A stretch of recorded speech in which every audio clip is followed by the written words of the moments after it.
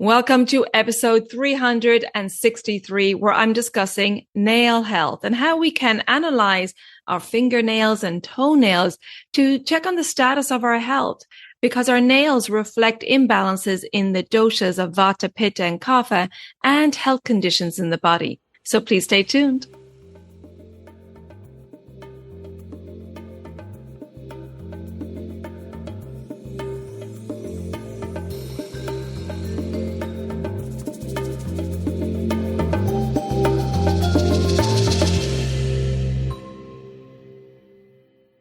Hi there, I'm your host Colette, and on this podcast I will be sharing the teachings of Ayurveda, yoga, and holistic health practices. Now, if you're new to Ayurveda, I recommend checking out the first couple of episodes where I do an introduction to Ayurveda and the mind-body types. Thanks for listening, and now here's a new episode. Hey there, and welcome back to the Elements of Ayurveda podcast. It's Colette today for a solo episode where I'm discussing our fingernails and toenails, which are a byproduct of asthi dhatu, or our bone tissue. During the process of the nutrition of the dhatus, or the nutrition of the tissues of our body, which I discussed in detail in episode 92, the fat tissue nourishes the bone tissue. And during this process, the byproducts of teeth, hair, and nails are formed. In fact, the teeth are considered the upadhatu, or superior byproduct, and the hair and nails are considered to be the mala, or inferior byproduct, in the process of bone formation.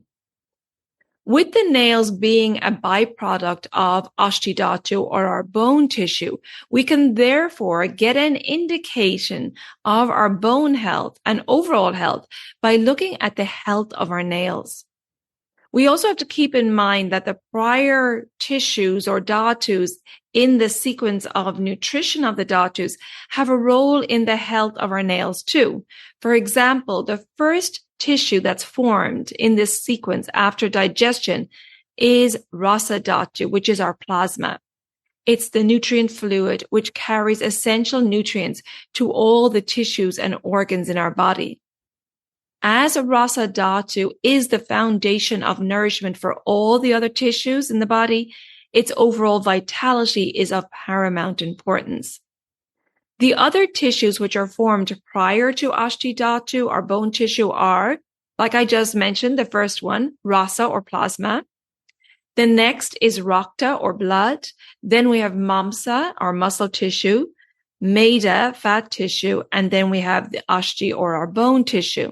And if you're not familiar with this process of nutrition of the dhatus, which I refer to all the time in most episodes, please check out that episode 92. And so if rasa dhatu, or plasma, is well formed and nourished, it ensures that the nutrients are properly distributed to the other tissues, including asthi dhatu, our bone tissue, which directly impacts the strength and appearance of our nails. In Ayurveda, nails are seen as an important diagnostic tool because they reflect the inner health of our body. And this is one thing I always check along with the tongue in my online consultations, because it can really give me further insight into the health of the rogi. Imbalances in the doshas of vata, pitta, and kapha can manifest as various nail disorders, each indicating underlying health issues. So let's take a look at some common imbalances and disorders of the nails and their corresponding doshic imbalances. So first we have brittle, dry, or cracked nails, which may split easily. This is a sign of a vata imbalance, and it could be due to dryness in the body, which is affecting the nails. And so it can be a result of dehydration, poor nutrition, digestive issues, weak bone tissue, excessive stress, or nutrient deficiencies. Next is soft, curved, or pitted nails, which are small dents in the nails, and they're usually a sign of a pitta imbalance. And this could be due to excess heat, inflammation, or infection in the body. Thick, Oily or overgrown nails are usually a sign of a kapha imbalance, which can often manifest due to sluggishness or heaviness in the body, which can lead to the overgrowth of tissues, including nails. And this could be due to poor circulation, toxin or ama accumulation, excess mucus in the body, or a low metabolism, agni manda, which is a slow digestive fire. Next are ridges on the nails, which are vertical or horizontal ridges running along the surface of the nails. Vertical ridges are usually associated with a vata imbalance, while horizontal ridges can be linked to a pitta imbalance. These ridges often indicate malabsorption of nutrients, weak digestion or agni, or poor circulation of nutrients through the rasa dhatu or plasma. White spots on the nails are related to kapha or pitta imbalances, and these spots could be related to digestive issues, ama or toxin accumulation, mineral deficiencies, poor liver function, or a weakened immune system. Spoon-shaped nails become concave, curving upwards at the edges, and can be related to a vata imbalance and linked with poor circulation or nutrient deficiencies, particularly iron deficiency, like in the case of anemia. Discoloration of the nails could have different doshic involvement depending on the color. For example, yellow nails or nails which appear overly pink or reddish can indicate a pitta imbalance, suggesting inflammation, infection, or excess heat in the body.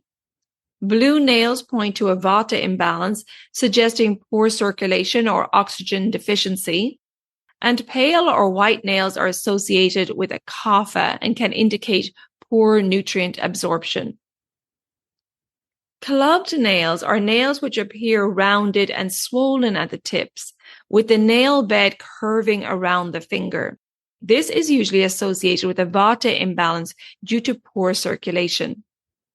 And then we have nail separation, which is where the nail actually separates from the nail bed, often starting at the tip and moving back.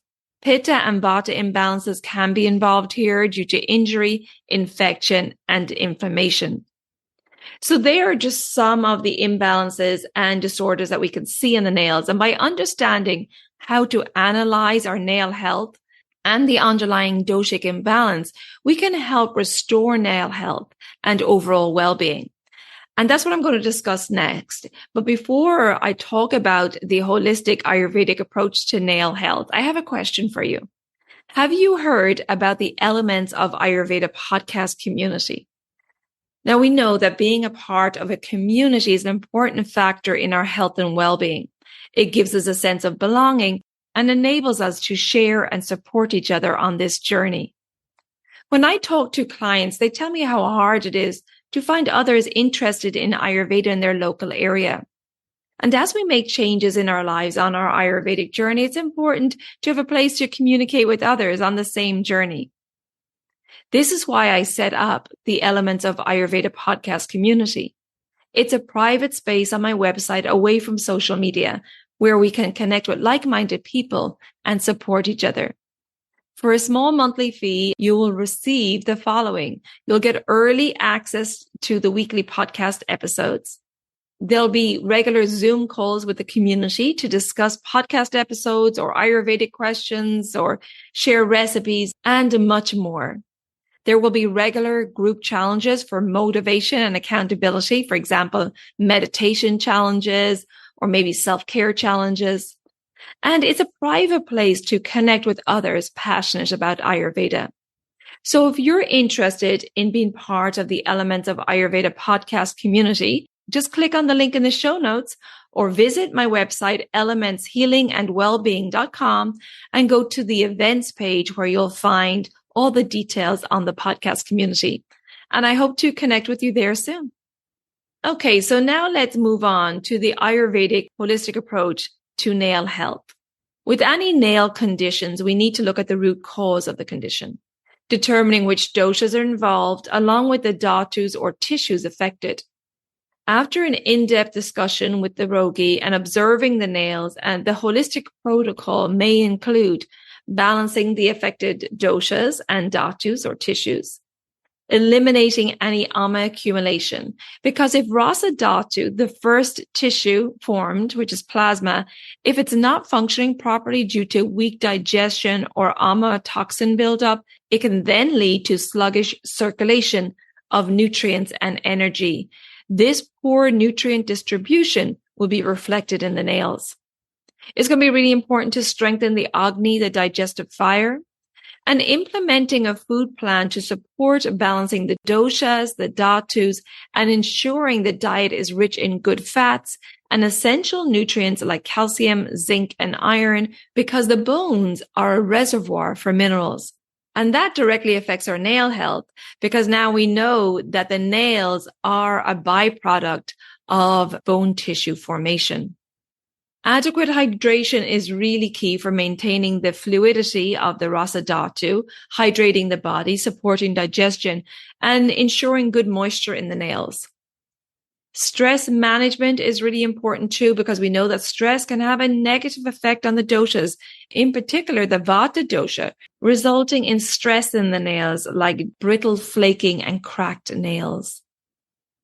Nail health, like skin health, is an inside job. However, for external care of nails, it's really good to use oils like coconut, olive, or almond oil, and you can massage these oils into the cuticles and nails, keeping them strong and giving them a real shiny, healthy appearance. Now, when talking about nails, we have to discuss the variety of nail treatments available today. And it's really important to note that using any artificial nail to hide damaged nails and cover them up may worsen the problem. So that's not a solution to any of these conditions. Now, some of these treatments may also involve chemicals in the products, which could enter into your bloodstream. And so it's important to question the products being used, even if it's just nail polish. You have to be careful also about cuticle trimming, as the cuticles protect the nails and the surrounding skin from infection. When you trim or cut your cuticles, it's easier for bacteria and other germs to get inside your body and cause an infection. So be really conscious of that when trimming cuticles. So there you go. That's the episode on insights into nail health, how to read your nails and identify doshic imbalances. And I hope you found this helpful. Now, if you would like support on your Ayurvedic healing journey, then please check out my online services. I offer online consultations where I will determine your birth constitution, see if you have a current imbalance, and put together a strategy for your diet, lifestyle, self-care, mindfulness practices, and help you maintain balance, prevent illness, and of course, address any current imbalances going on. I also have my Digestive Reset Cleanse, which is an individually tailored holistic cleanse program that will help you reset your physical and mental health. And if you like to study by yourself, I recommend my online Daily Habits for Holistic Health program. That's a 28-day self-paced program. Now, you can also bundle all these services together in my Reset, Restore, Renew program, which contains several consultations, the Digestive Reset Cleanse, and the Daily Habits program. I know that's a lot of info, so I recommend checking out the comparison chart I have on my website so you can look at what's available in each service. And if you would like to chat with me, please take advantage of my free 15-minute online Services Enquiry Call. We can hop on Zoom and I can answer all of your questions. If you think this episode will be helpful to family or friends, please share it with them. And if you're getting benefit from this podcast, I would really appreciate a rating and review wherever you listen to your podcast. That will help others find this wisdom of Ayurveda so we can spread it far and wide. If you haven't already subscribed or followed the podcast, please do so, and the new episodes will automatically download for you. Please join me on social media. My new Instagram page is Elements of Ayurveda Podcast, and on Facebook, it's Elements Healing and Wellbeing. Thank you so much for tuning in, and until next time, take good care of yourself, be well, and bye for now. Slán go fóill.